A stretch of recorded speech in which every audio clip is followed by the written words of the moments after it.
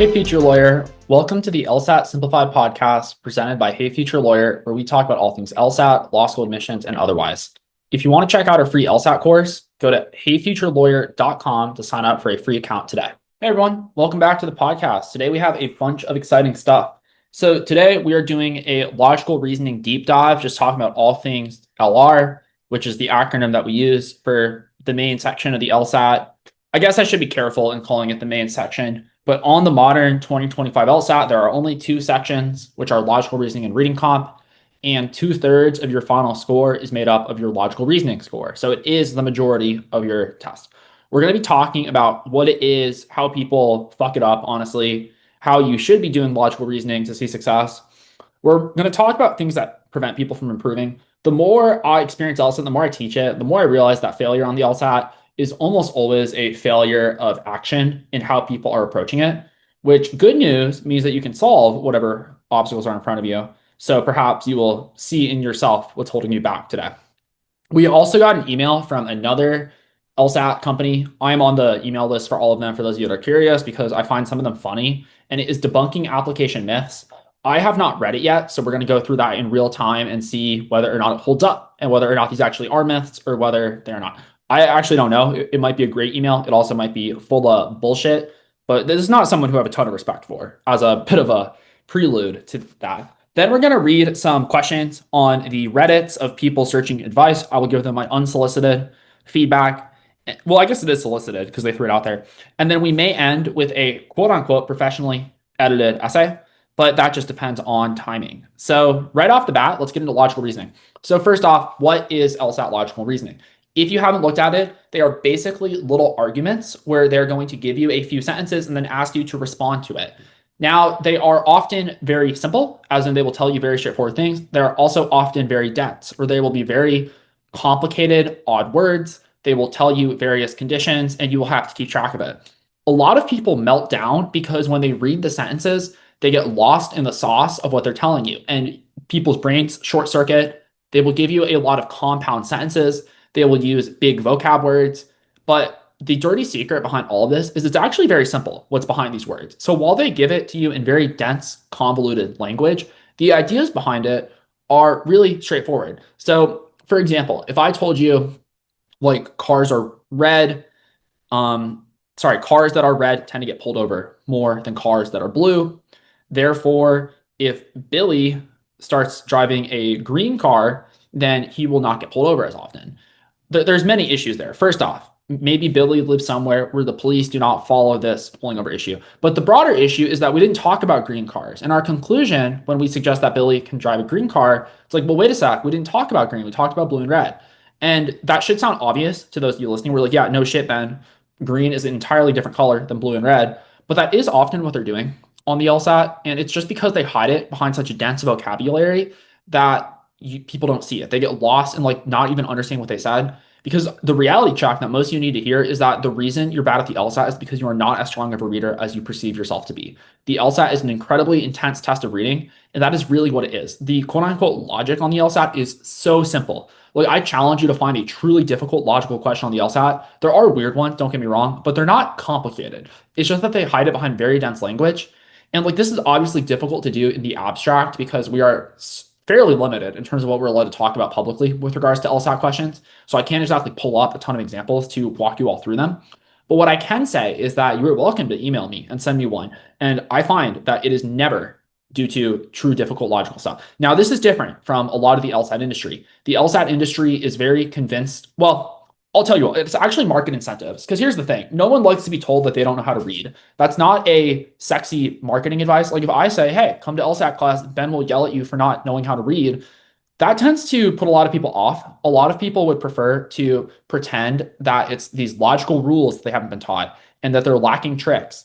And the reality is that's just not what the LSAT is. The LSAT is a test of reading. And if you're struggling with the LSAT, it's because you don't read as well as you could. And you can be in denial about that and accept your low score, or you can confront it and realize this is a problem, but in recognizing the problem, you can solve it. You can become a more attentive reader, which is where our general advice at Hey Future Lawyer is to focus on 3 questions when you're reading. These are not things you have to explicitly do. In fact, for many of you, this is already a subconscious process. I never thought of this when I was reading, but from teaching people that are, for lack of a better term, closer to the illiterate scale of illiterate versus literate, which for what's worth, if you're south of 150, you are like, in my mind, illiterate. And I don't mean as in like you can't read, but it's in that the thought process going on in your head upon reading sentences is not anywhere near where it needs to be. Because if you are just having half a response to these sentences, you will be above 150. I mean, you'll be well above 150. So anyways, what do? Well, first off, when you read a sentence, you have to think, what did they say? And not just like repeat back what it says, but like, what does it mean? For example, let me actually come up with a dense sentence. Let me actually have ChatGPT generate a fake LSAT argument just so that I can operate off it. So like generate a fake LSAT argument.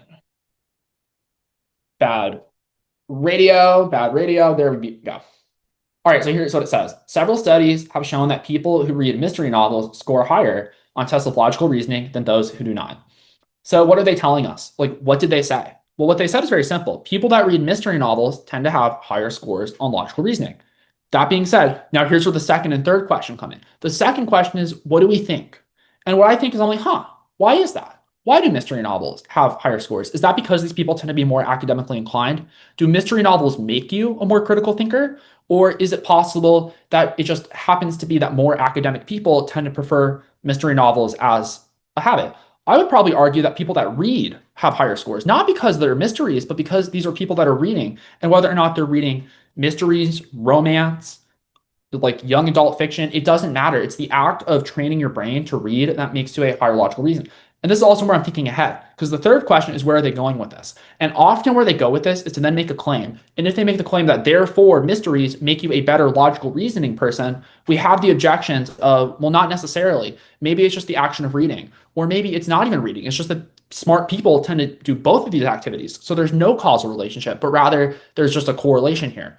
And that will always basically be the answer. So I read one sentence, and were this an LSAT logical reasoning question, I would basically have the answer because I've thought through it, I've digested it. And when they tell us two things correlate, they're almost always going to make some bullshit conclusion about therefore mysteries cause you to be a smarter, like logical reasoning person.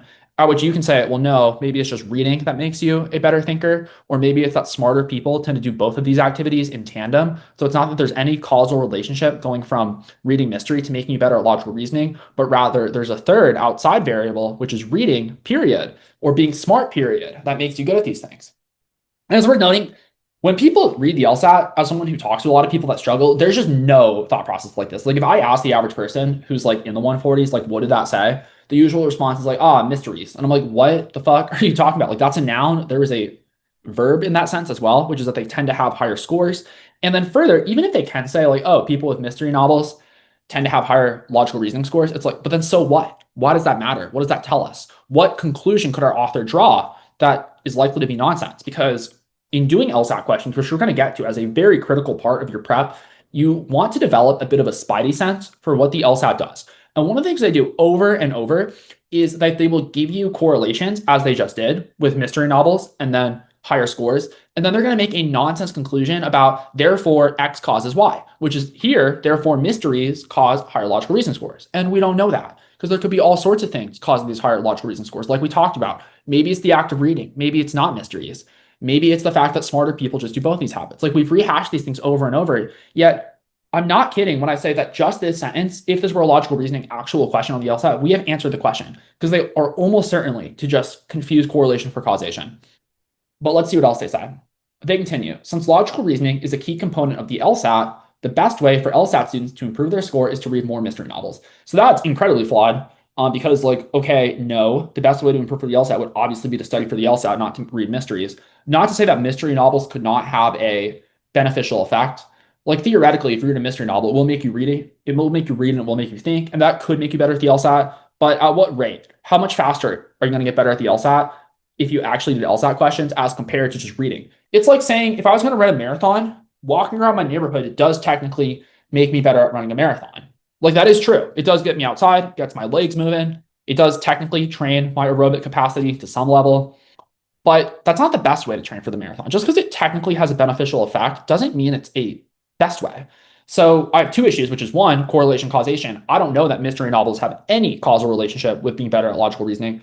And then further, They say the best. Because even if I grant that it did have a causal relationship, and yes, mystery novels do indeed make you better at the LSAT, which is a claim that I'm not even accepting. But even when we accept that claim, they then say it's the best way. And how the fuck do we know it's the best way? It is a way. At best, it is a way. But then they say it is the best way, and that is nonsense. So we're 2 sentences in, and hopefully you guys are realizing that I basically tweak out as I'm reading these arguments. You should be. If you're not mentally tweaking out, you're just not doing it right.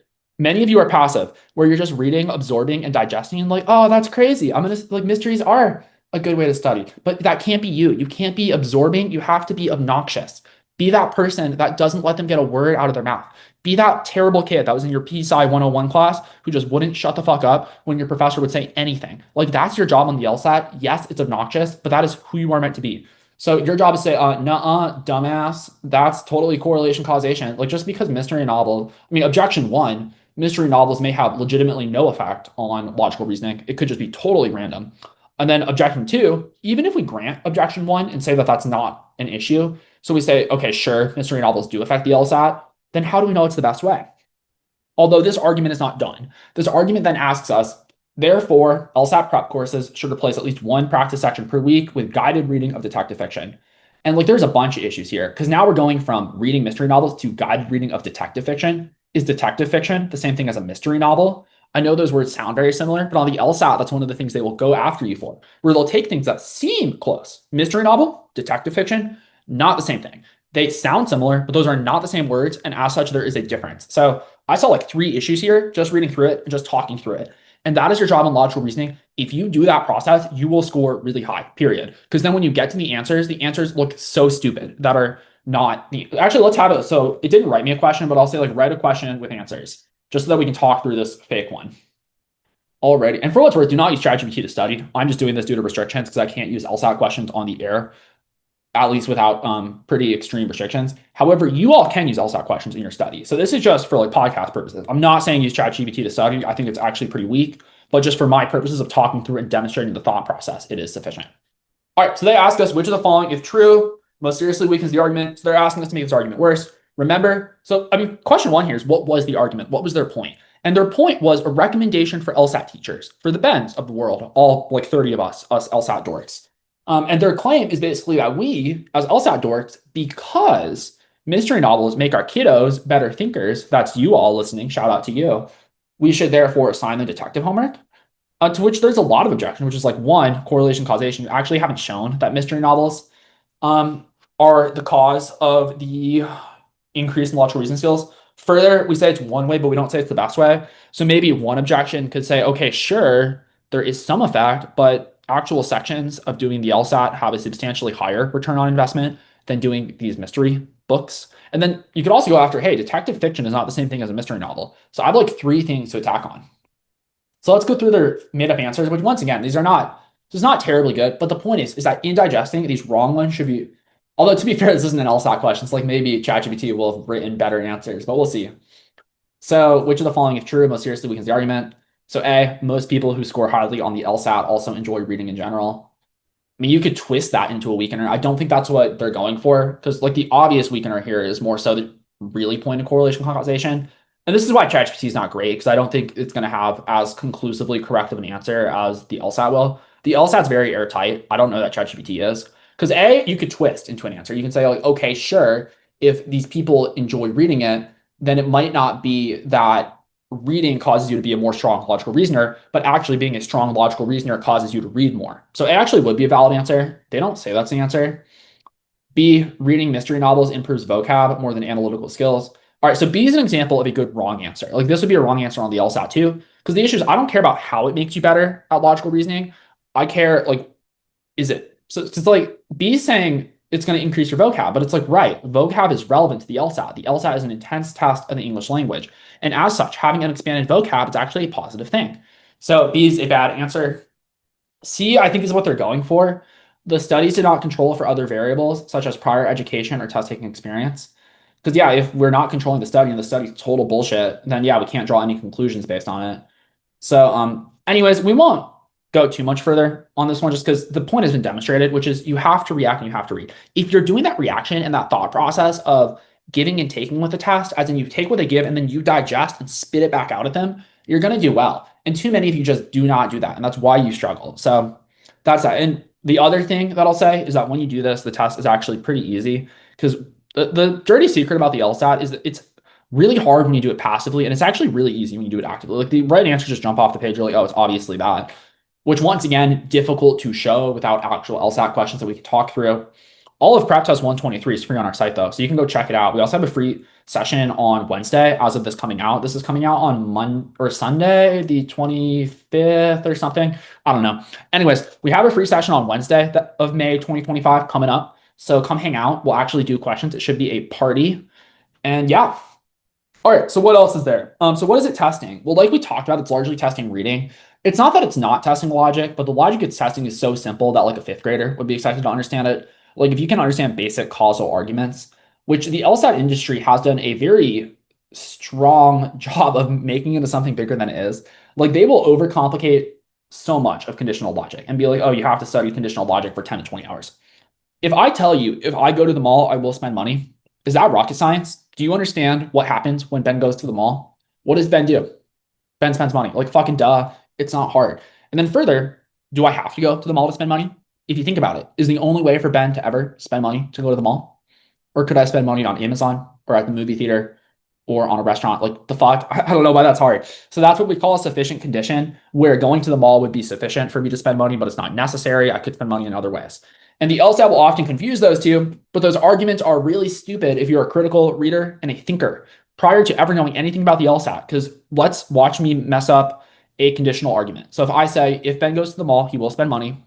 Ben spent money on Thursday, therefore Ben went to the mall. Your objection as a person with an IQ above room temperature should be that, well, Ben can spend money in other ways. And this is actually probably the biggest thing where the LSAT industry has way overcomplicated it. People will convince you conditional reasoning is something that only geniuses can understand. It's just not. It's not. And that's not to say that it can't be super fucking confusing when people diagram shit out. But did you need to diagram that out to understand that Ben doesn't need to spend money at the mall? I didn't think you did. So anyways, you can overcomplicate it. I think well, this comes back to a broader point in the LSAT, which is that often these things make people feel better. A lot of LSAT prep is about making you guys feel like good people as opposed to actually making you better. And I don't think those are mutually exclusive. I think that we can all accept that we're going to get better at this test and also recognize that oftentimes why we're struggling is because we're not as good of readers as we can be. I do it too. Like I will occasionally not read very well, and that's okay. It's not a condemnation of myself as a person to accept that when I miss a question, it's usually because I'm not reading very good. But for some reason, people just don't want to accept that. So instead, they're like, I don't understand logical flaw 17Q. And it's like, that's not real. Like you're making shit up because you don't want to confront the actual truth, which is that you don't read as well as you can. It's like when someone's trying to lose weight, it's a very simple formula. And hopefully this isn't a newsflash to anyone, but it's calories in, calories out. If you eat less calories, you're going to lose weight. I mean, it's way simpler than studying for the LSAT. It's just like eat less food, move your body more. And that doesn't mean it's easy, but it is simple. And the LSAT's the same way. Hard test, but very simple, which is read better. And yes, it's reading at an incredibly high level, a level that is honestly not replicated. I was looking at bar exam questions because it's actually Madeline and I were talking about something separate off camera. And Madeline's another LSAT person I've had on the pod for those of you that don't know what I'm talking about.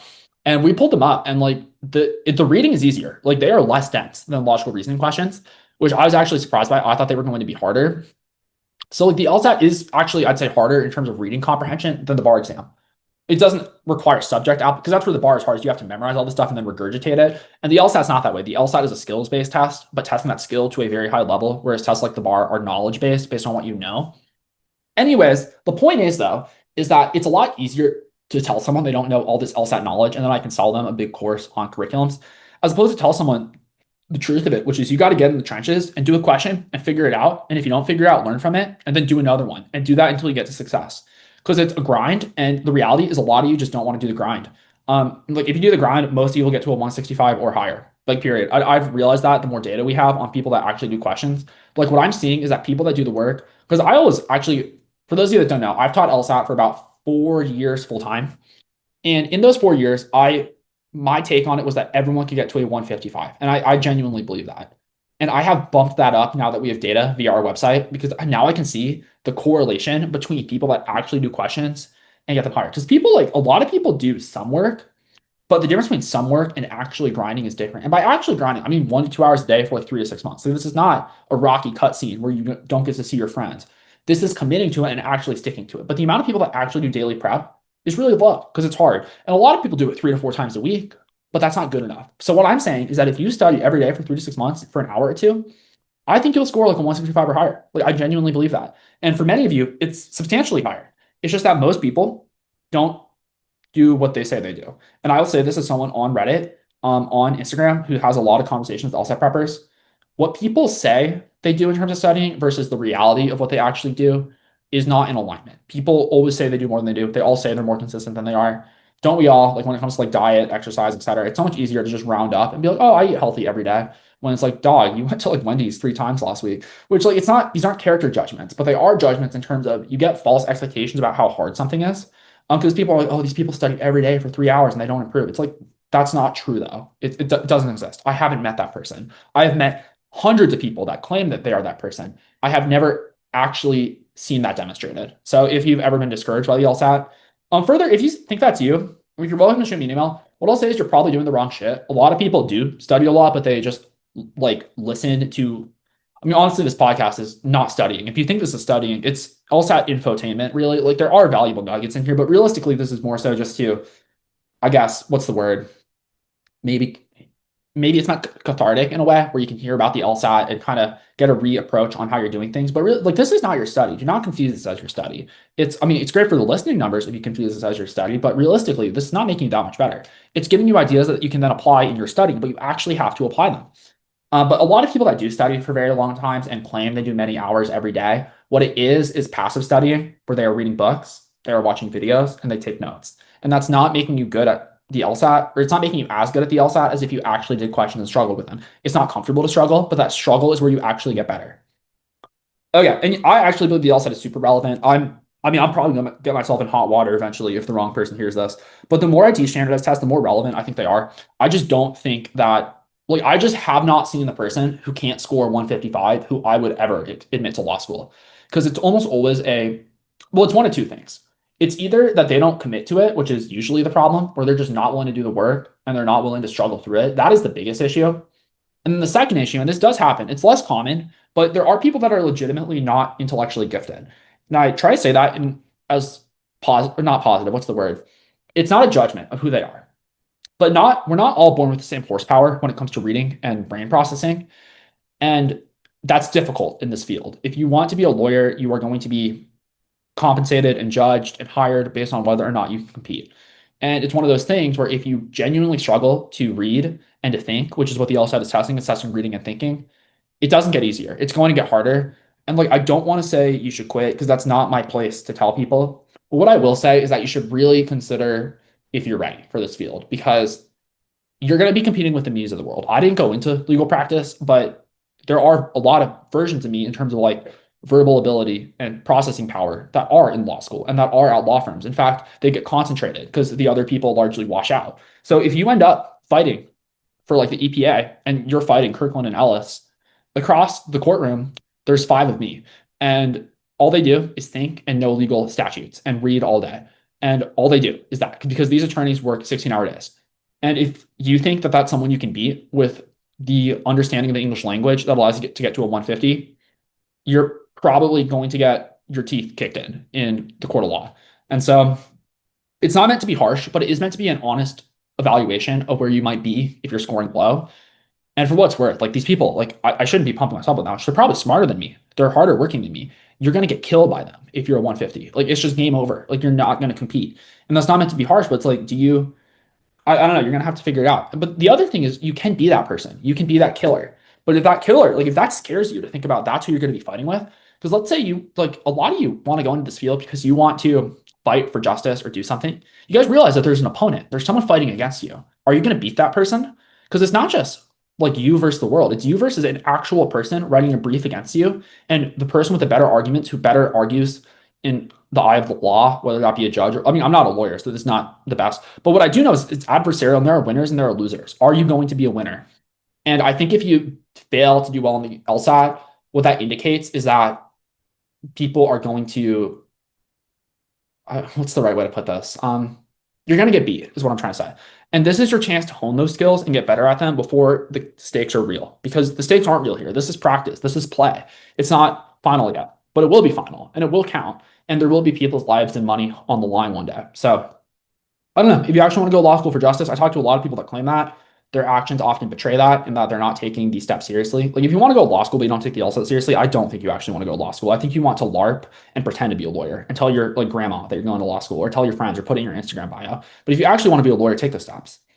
Okay, so with that, where are we?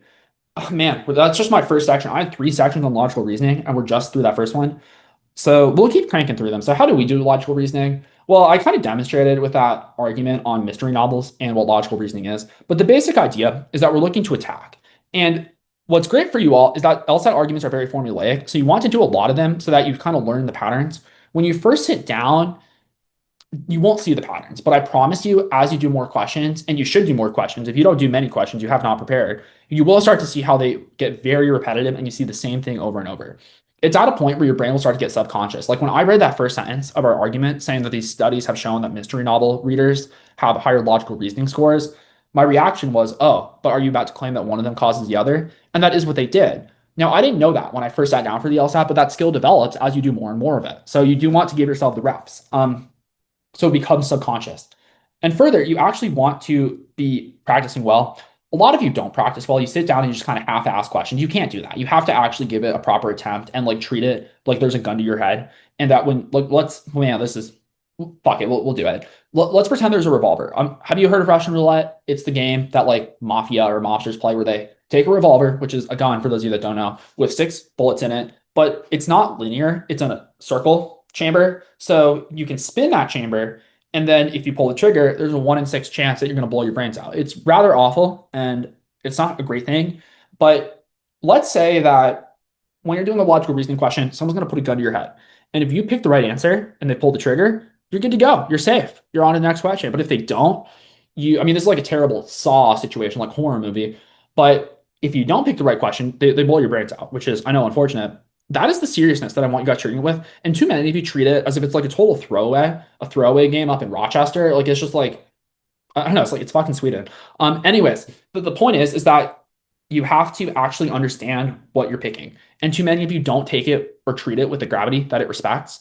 And when you do that, you train yourself to be a not serious person. And it actually prevents you from ever improving, because when you don't pick a reason for the answer you pick, because like when you pick an answer under that scenario of like, you have to pick your best answer or else you get your brain blown out. That doesn't mean you're going to get every question right. But what it does mean is that you're going to actually weigh why you're picking the answer you're picking. And you're going to put some reasoning into it. Because then when you do that, even if you get it wrong, there's something to evaluate. When you just pick an answer, there's nothing to evaluate. It's just you either got it right or you got it wrong. It's totally playing the lottery. There's no value in that. But when you pick one based on your thought process, you can either learn from it because you got it wrong, but you actually made a misunderstanding, or when you get it right, you can actually take that as a win, as opposed to what many of you do, which just pull the slot machine and hope for an answer. So you actually have to take it seriously. That also means you often have to do fewer questions. It's okay not to do all 25. Like, honestly, it's terrible if you do all 25 and you miss more than like 5. If you do all 25 and you've missed, probably miss more than like 2, then that means you need to go slower and you're going too fast. This is like all of you, by the way. So if you feel called out, it's not just you. It's literally everyone listening who's like not reached true mastery. You all do way too many questions. You need to stop. You need to slow down. Okie dokie. So that's that. That actually feels like a good yelling about logical reasoning. I won't do too much more on that. In fact, we're going to switch over to our email, which is debunking application myths. So let's see what we got. And we have 1, 2, 3, 4. Wait, hold on. 1, 2, 3, 4, 5. So let's keep the scoreboard. Pull it up, assistant. There is no assistant, by the way. That's tongue in cheek. But yeah, let's see how many of these are good. Or we'll do 3 categories. We'll do good, bad, and duh, which is like, that's not really a myth. You're just like writing that to, I guess, dunk on it, even though it's not. All right. So first off, applying earlier is always better, which is true. It is, well, all else equal, it's always better. Applying September 1st, all else equal. I'm guessing they're going to say, oh, if you need more time to get a higher LSAT score, then you should apply later. But that's changing the variables. So let's see what they say. They continue. Most law school admissions are made on a rolling basis. So it's true that the earlier you apply, the more open seats law schools have, and the more scholarship money law schools have left to offer. That said, if you try to apply early without a solid application in place, you'll find yourself with an early rejection. All right, this is a really logical reasoning question. This would be a false dichotomy. Why can't you just have a good application and apply early?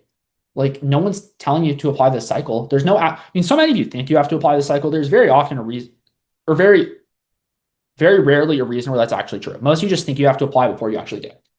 So they continue. For example, someone applying to UF Law with a 170 in January is more likely to get accepted with a scholarship than someone applying in September with a 160. So that is true. A higher score later does matter, but that's never the case. It's like you could, but what's also true is the 170 in September fucking kills that 170 in January. It's just, this is a false dichotomy. It's not either or, it is and. Like, why not and? Why can't you have both? Why can't you apply early and have a good application? Because you don't want to start doing it now? Because also, no, this is coming out in May. Like, why are you planning on taking January? That's such loser shit. Like, why would you possibly put it off to then when you could do it now? They continue. Applying early doesn't make up for a lackluster application. Right. Because people that say apply early are not saying apply early with whatever application you have. They're saying apply early because it is ideal. Anyways, it's such a straw man. They continue. Remember, law schools still offer full rides as late as January, February, and even March. Yeah, but that's like missing context. The quantity of them is substantially lower. Like, no one's saying that it can't work. They're saying that the likelihood of it working out applying in January, February is not as good. And for this is total code marketing. This is someone who caters to the lowest common denominator. From listening to the podcast, you can probably tell I'm not catering to the lowest common denominator. I honestly don't want to work with people that want to just get to 150 and call it a day. That's not my target audience. I'm looking for people that are going to want to get high LSAT scores because they actually want to understand this stuff. This person's not. This person's all about the people trying to get to 155. And like, more power to you. I don't know how, if you're listening, I don't think you are, but for this person, you know who you are. Initials BB. Then you should, I mean, I don't know how you're not infuriated about these people. They're so annoying to work with. So like, you do realize you can just shift your marketing towards winners and get winner clients, right? As opposed to like all these losers trying to apply in January. I don't know. It's, and once again, this is not meant to be judgmental, but it's like, also like you guys, this process determines your legal future. If you don't take it seriously, like it's your career that you're talking about. Taking a year to do it the right way as opposed to like rushing to go this year. I don't know. It's just, it blows my mind that you all do that. And I know you guys do, but like it's your career. Like seriously, take it seriously. And if you don't, you're not a serious person. Full stop. Then continue. So don't feel pressured to apply in early September if you need more time for LSAT prep or to strengthen your essays. I actually agree with that. Don't feel pressured to apply, but apply next cycle. If you can't get it done by like Thanksgiving, which even then I really dislike, it's just wait. There's no reason you have to apply this year. Like, and I know you all think there are, especially you 20-year-olds, but like there isn't. There's not a reason you have to apply this year. Most of you are just scared of the real world and scared of not being in the warm womb of school where you just have like the next step. But I promise you, rushing into a crappy law school at an overly high price is way worse than taking the gap year, working at Starbucks, and then applying and going to a much better school. So anyways, so far I'd say I won't call that a terrible tip, but actually, no, we will say that's a bad tip because for one, it's straw man. It's the advice that people give. It's something I say. And then second, because it says applying early is always better and they debunk that, but then they change the variables and say, oh, it's not better because maybe you have a worse application. I'm like, right, but now you're changing the variables. If we take the same application in September, same application in January, it is always better to apply in September. So it's a false dichotomy. All right, they continue. Optional essays are optional. Yeah, I mean, I'd agree. You should do optional essays. It does demonstrate interest. So I think this is a good piece that this person's going to give. They say this one is pretty self-explanatory. If you want your application to stand out, then you should always max out your letters of rec and optional essays. No, you should not max out your letters of rec. They do not want to read 4 letters of rec. So does this guy know what the fuck he's talking about? I promise you, if you send 4 letters of rec to a school, that is not ideal. Get 2 strong ones, call it a day. Like that's, I mean, admissions officers are on the record saying this all the time. They say that letters of rec are a check to make sure you're not a psycho. It is, can you get someone who is either a professor or a manager of you to write nice things about you? They don't need 3 people to do that. It's the test is really, can you get 2? If you have 3 incredible ones, then sure, send 3. But most people don't. And as such, no, you should not send 4. They continue. The one caveat here is that if a school has numerous prompts for optional essays and they don't give you a limit, you shouldn't do all of them. I'd recommend doing just 2 to 3 max. I mean, yeah, that's true, but usually they do specify how many to respond. All in all, law school applications are serious, and the application is not a place you should cut corners. Dog, didn't you just talk about applying in January because people want to go this year? You're all about cutting corners. Take the time and effort to put your best foot forward. Which, to be fair, I don't think you actually think that applying in January is fine. I think you just know that that's your market. Your market is goofballs that don't have their shit together. And if you start telling them to have their shit together, that kind of alienates your market. Which, like, I get, you put yourself in a real pickle through your marketing, but just switch your marketing. Start attracting winners. It's good because the people that are still listening, I mean, I've probably lost a few listeners already through talking today because I probably made some people feel bad, But like whatever, like that's fine. That's the point. It's like I actually want people that are winners. And that doesn't mean that you have to crush everything. It just means that you have to be honest with yourself. Because it's not about like getting every question right. It's not about being perfect. It's about I'm going to acknowledge reality. And the people that don't acknowledge reality are just the worst to work with. And this is like saying it's okay to apply in January is just catering to people that don't want to acknowledge reality. All right, they continue. My personal statement should be so far we're 1-1, I would say, because although you did have bad advice and your optional essays are optional because you never send 4 letters of rec, but technically the idea is right. Because if you're applying to like a legit school like Harvard and you don't do the optionals, it's going to show that you did not demonstrate interest and Harvard's not going to take you. Although to be fair, let's say you're overqualified and you're applying to your regional law school where you are way overqualified because you're a kick-ass person and you're just applying to get like a full ride.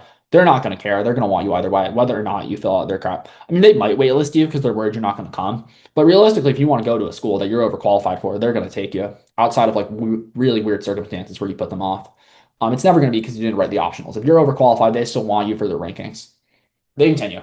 My personal statement should be overcoming an obstacle. They continue, which I mean, like, I don't know, like it can work. I agree that that's not the only structure of personal statement that works. Personal statements are truly an art, not a science. So there's many ways that you can do them, but that's not necessarily wrong. It's just, okay, anyways, let's continue.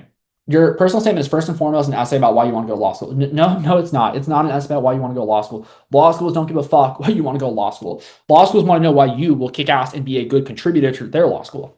Insofar as you want to go to law school relates to how you kick ass, that is fine. But it is a sales pitch for you, not a sales pitch for law school. They know law, or at least they think law school is awesome. They have already been sold on law school being a good fit. What they are curious about is, are you a good fit? So it's about you. It's not about why you want to go to law school, because often people write about the dumbest shit. This person is also like, I've read your personal statement. They sound booty cheeks. Like, you're not good at what you do. I genuinely don't know why you charge for it. But anyways, let's continue. It is not an overcoming obstacles essay. Yeah, it depends. Because like if you mean by overcoming obstacles, you mean trauma, then yes, people do tend to overly do that. And I'm sure your people with how you do your marketing are like all about their trauma. Because anyways, we won't go down those little side jabs, but they continue. Now, if you rising up and overcoming a challenge is what inspired you to want to go to law school, that's perfectly fine. But don't begin drafting with the notion that your essay must be dramatic or rise with the ashes story. So I like the idea that you're saying you don't have to rise from the ashes because it can just be about winning. I don't know. I feel like you've drunk the Kool-Aid. A lot of people say personal statements about why you want to go to law school, and it shouldn't be a mystery why you're going to law school, but it's a sales pitch for you. It is why they should accept you. They know that you want to go to law school because you're applying to fucking law school. Like, it's a given. Duh. Like, you wouldn't be applying if you didn't want to go. So you don't have to convince them. I mean, if it seems like it's a totally nonsense decision and there's no linear, like if it doesn't make any sense why you're applying to law school based on your resume and your undergraduate degree, it might be worth mentioning, but they know you want to go. It's not about that. Anyways, I'll have to talk to Autumn about this. For those of you that don't know, Autumn is a former admissions officer who I've had on the pod, and I'm gonna chit chat with her, but I think she'll agree that it's about you and not. Anyways, we'll continue. So far we are we'll say 1-1-1. Your first tip was dumb. Your second tip was okay. And yeah, I don't know. I'm actually not keeping track. We'll just continue. My resume can only be 1 page. Yeah, this is true. People have aggressively advocated for 1 page resumes. I even did. I've since rectified my position on that because I am evidence-based. If I'm shown evidence, I will change my mind. I used to tell people to submit 1 pagers.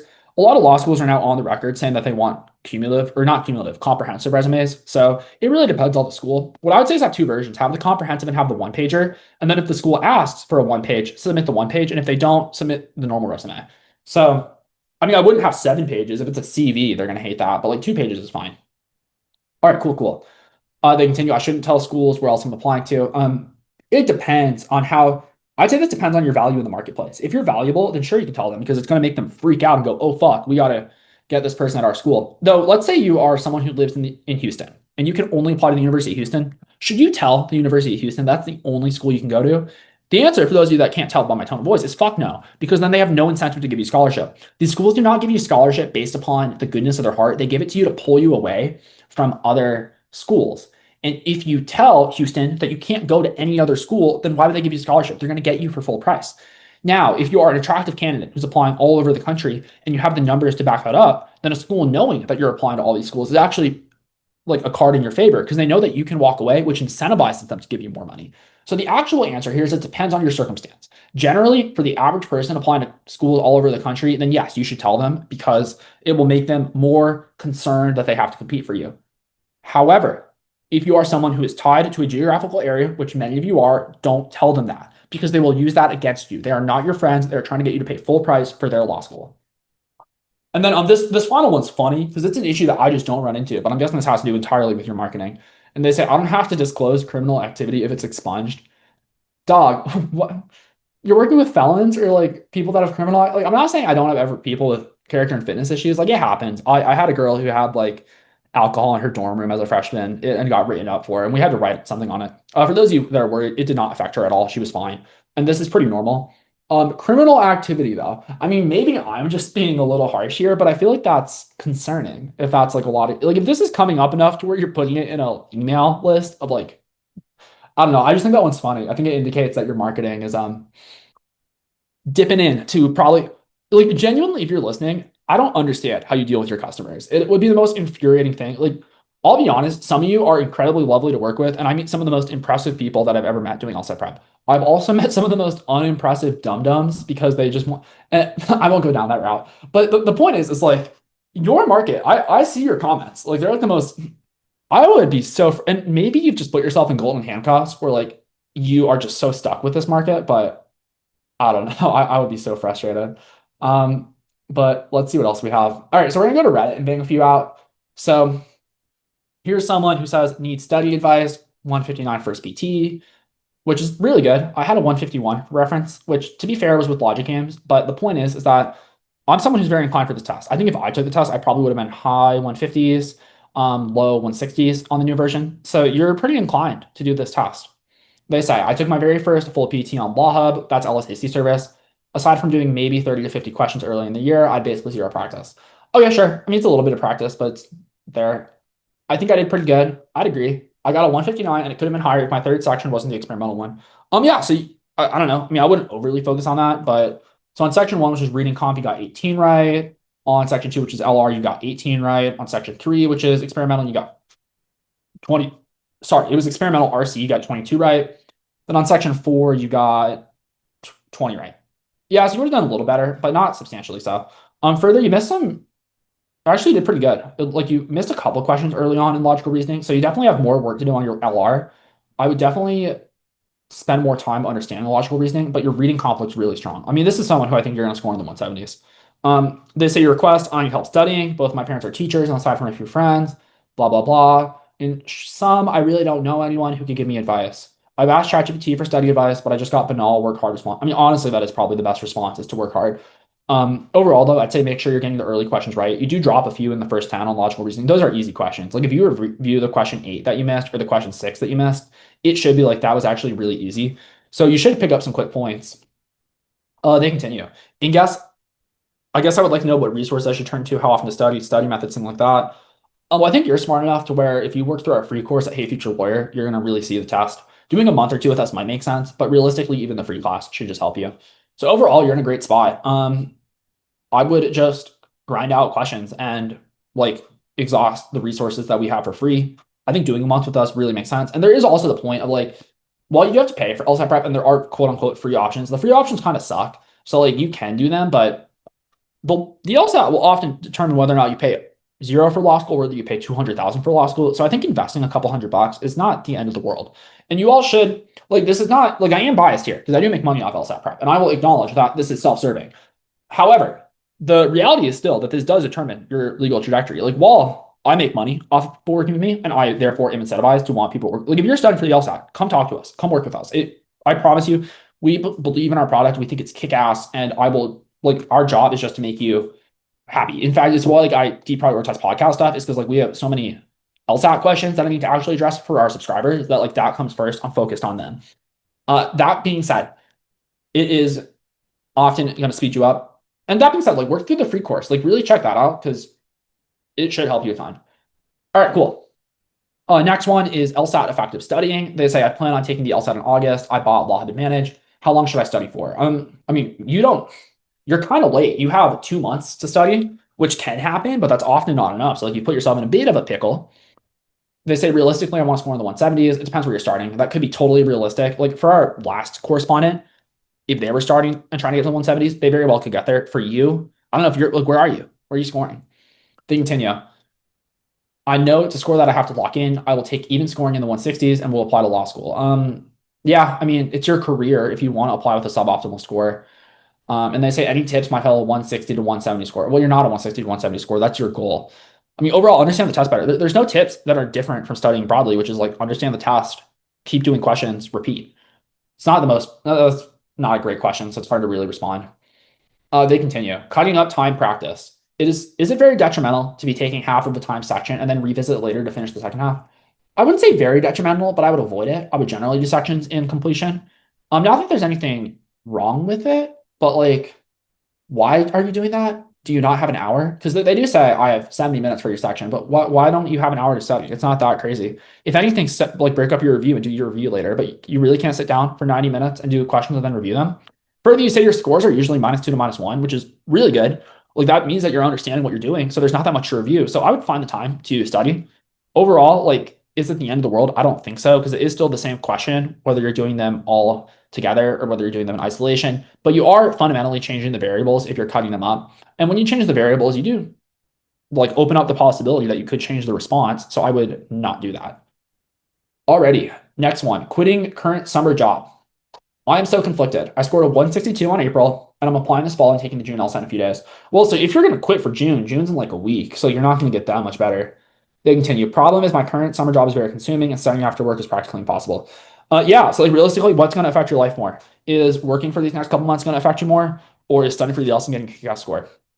Is your job going to pay you $200,000 this summer? Because the LSAT could. I mean, I'm not here to say that you can't quit, because I understand people in different circumstances, but what I am here to say is the stakes are not small. To not reach your potential on the LSAT is a giant cost that can really backfire for you. So I would probably quit if you can swing it, or at least find a job, like maybe not quit, but maybe find a job that's much more reasonable, because you're going to law school. You don't need to do resume building. Like law school is wizard school. No one cares what you did before wizard school, whether you have some intern in finance or intern in like marketing. No one fucking cares. It's about what you did in law school, what your grades were in law school in legal practice. So like resume building doesn't matter. You should just get money. Can you work at Starbucks or some equivalent just to like pay the bills? And that will allow you to have a more reasonable schedule. That's what I would do. Or like do like dog walking or DoorDash, something that you can put on your own schedule. I don't know. If your final goal is law school, the LSAT is much more important than what job you work this summer. So I would sure find a way to pay the bills, but substantially cut back on your, like if your job's preventing you from getting your LSAT, if you score a 162 and you have more points and you can score a 172, this is life changing. A 162 goes to an average law school. A 172 can very well go to the top law schools for free. I mean, it's more complicated than that. A 172 is not a guarantee into that, but like these are not small differences in your life. The odds of the jobs you will get out of these law schools are entirely different. In terms of like getting high paying jobs. I don't know if that's why you're here, but if you are here, you should care about that. For like, if you're here for financial security, you guys need to consider what the schools you go to. That's a topic for another episode, but not all lawyers are highly paid, and it largely depends on the schools you go to. Anyway, so yeah, I mean, short advice, like yes, quit. I know it's not popular. People dislike that, but the stakes are real here. The stakes are very intense. And if this is the path you're on, then the LSAT is very important. And then we have scheduling. Hello, I'm a second-time test taker looking to take the test in August in a downtown Chicago location during the summer as I'm working as an intern downtown. The weekend of the August administration, I'll be working my 9 to 5, so ideally I would take it on Saturday. I'm wondering if okay, yeah, it's a scheduling question. We're not going to do that. I don't know how scheduling works. So yeah, anyways, real quick, if you listen, come hang out on Wednesday. We have a free class on this Wednesday, as of you hearing it, May 28th, I want to say, at 6 p.m. Eastern. It'll be over Zoom. All you have to do is have a free Hey Future Lawyer account or join our email list and you'll get the email sent to you. You can add it to your Google Calendar or to your other calendar, like an Apple Calendar, via our webpage. There's a way to hit add to calendar. So that'll be exciting. So yeah, just join our newsletter. You'll get emails about it. It'll be a party. We do actual questions and you can talk to me about any questions you have. Otherwise, it's always fun to talk to you all, and I hope you all have a lovely week. I'll see you next time. If you enjoyed what we talked about today or learned something new, please leave a review or a rating. It really does help us out and helps us reach more people. If you have a question or anything you want talked about in the world of LSAT or law school admissions, you can always email support@heyfuturelawyer.com to get it in the podcast agenda. Just put podcast in the subject and we will talk about it on the show. Alrighty, that's all we have for today. So I will see you all next time.